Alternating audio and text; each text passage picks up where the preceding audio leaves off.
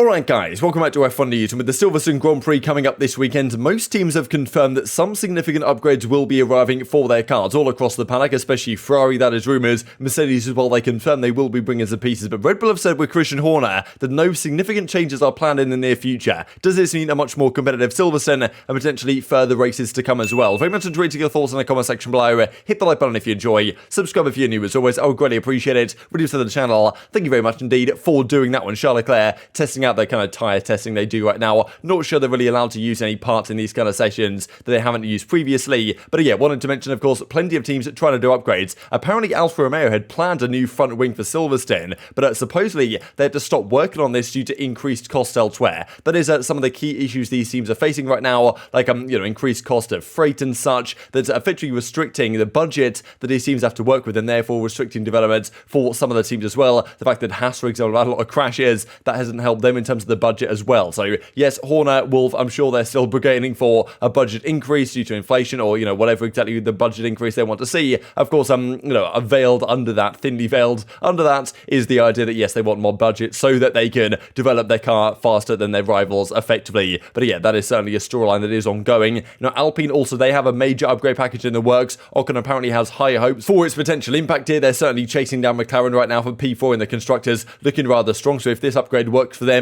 they could be spearheading the midfield, let's just say. But other teams aren't going to go down without a fight either. Aston Martin, they've of course been moving up the pecking order from the start of the season to when they come with the Red Bull, and now it's looking rather strong for them. Like Vettel has had a good few performances there, and of course Stroll got points in Canada despite a difficult weekend, at least in terms of qualifying for both of those cars. But yeah, substantial update also coming for the British Grand Prix. So as you can see, most teams are bringing something or another. I'm pretty sure Christian Horner said after Canada that he has heard that Ferrari are bringing something rather significant here. Of course, if their engine works, they'll be okay as well. But Red Bull, of course, look, they've dominated the season so far in Helmut Marko's words. He said that, okay, 7 victories out of over 9 or so races, that effectively amounts to domination. Like Verstappen's had, 6 victories so far this year. Not too shabby for him. So, of course, look, they know full well that their car is pretty good. They're pretty comfortable with the car as it currently is handling and as it's currently sitting, and therefore their upgrades are not necessarily going to focus on, necessarily improving the components that they have and changing anything major on the car that they currently have, but it's more like small refinements, okay, maybe weight saving here or there, depending on how things go. That is seemingly the direction they want to take as time progresses here, which of course makes a fair bit of sense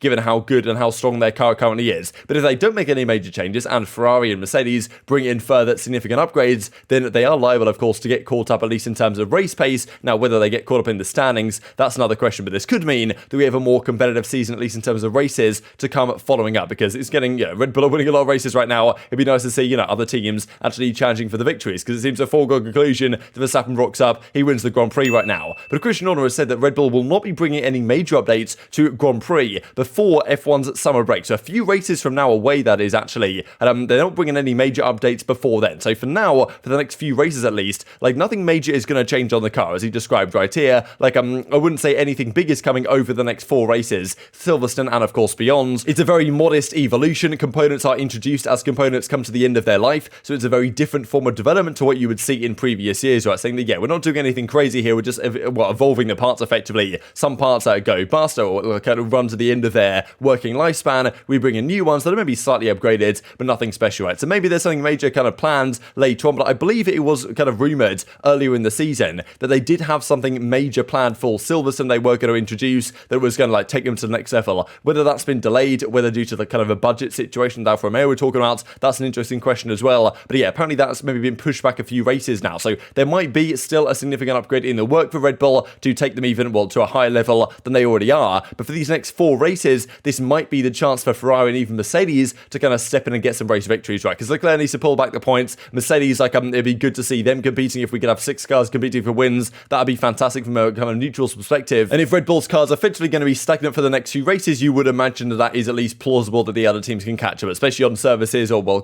tracks that suit the Mercedes, for example, seemingly Silverstone might. No guarantees, of course, it will. Probably Spain will end up being their best track on the calendar, just in terms of the layout right for this particular W13. But they believe in Silverstone they should be more competitive than they were in both Canada and, of course, Baku before that as well. So if Red Bull stay as they are, yes, modest improvements. And in fairness, back at Imola, I'm pretty sure they said that, okay, we didn't really change that much, modest improvements. But it really was that Imola weekend where the car seemed to take a significant step up. So even small upgrades in Red Bull could still make a huge difference. But the other teams seemingly do have further things in the works that they believe will cut down the deficit they currently have to Red Bull. But of course, it's not just the deficit in the race pace, but as I said, it's overall in the standings, which well, they're going to need to significantly overturn as the season progresses. Mercedes, of course, are a team that I'm pretty sure Tuttle said that like the ship has sailed in terms of winning any championships this year, which I think is probably fair enough given the current situation. But they want to at least be able to compete for race victories. And in fairness, they are the only team on the grid that has had both cars finish every race. They haven't quite completed every single lap of every single race because Hamilton got lapped back in Imola, right? Like by Max Verstappen in that race, of course, as it was. So therefore, like he didn't complete the full race distance. He completed one lap less, which if it wasn't for that, then both Mercedes would have completed every single lap this season. But yeah, still their reliability has been very strong. That's been a real forte of Mercedes the last few years. But the car obviously isn't quite there yet. But yeah, they're obviously happy to not have suffered any reliability issues as the other top teams have done. But they're not getting complacent about it because it can certainly happen and cost them significant points as this season progresses. But yeah, mechanical DNFs don't seem to be the case for Mercedes at least so far this year. But obviously they're going to hope that their car gets a bit quicker as they're going to try and do and take advantage of this kind of stagnation here for Red Bull for the next few races before the summer break happens, and then teams can really kick into gear for the second half of the season. These I thought was kind of funny just before we close out the video, right, from Alpine, just because they were looking at Alonso's lap in Canada, the qualifying lap he got P2 from, and they can't understand why he was so quick. They're trying to figure out, okay, how could this car go around this circuit so quick given the conditions, like trying to run it in the simulators, and they just can't figure out how Alonso managed to make a lap time that good, right? So it's incredible stuff. Of course, look, when it's wet, it's really difficult to simulate the exact conditions of the corners and, okay, certain parts of the track, I'm sure. But, still, I thought it was kind of funny just looking at driver skill that, some of these guys have. And just kind of related to that, these are the F1 2022 game driver ratings. Now, I guess they have to base a lot of this on last year because, of course, like this year, Verstappen would, Verstappen and Charles probably be in a league of their own. But I think mainly it's based on kind of last year's performance because that's where you have an entire season. In which case, I think probably Verstappen and Hamilton on level playing field makes a fair bit of sense. Charles there or thereabouts. Norris, of course, Russell, Alonso. Some decent numbers. I feel like Zhou has been somewhat hard done by here. Like, he should at least be above Latifi. Like, yes, they're probably just considering last year, and if you're a rookie, they don't really know where to rate you. But at the same time, they surely could have considered a little bit of this year and given Zhou his credit, right? Because he deserves more than at 70. And I'm pretty sure they go into details on, like, how exactly this is formed, right? The full rating comes from, like, experience, racecraft, like, awareness, and just straight up pace as well. Second in pace behind Verstappen, right, for Leclerc. So that was rather interesting. I'm sure this is also findable for all the other drivers if you guys are so interested. But very much intrigued to your thoughts on all of this stuff in the comment section below. Hit the like button if you enjoyed. Subscribe if you're new as always. Take care of yourselves, and I'll see you next time.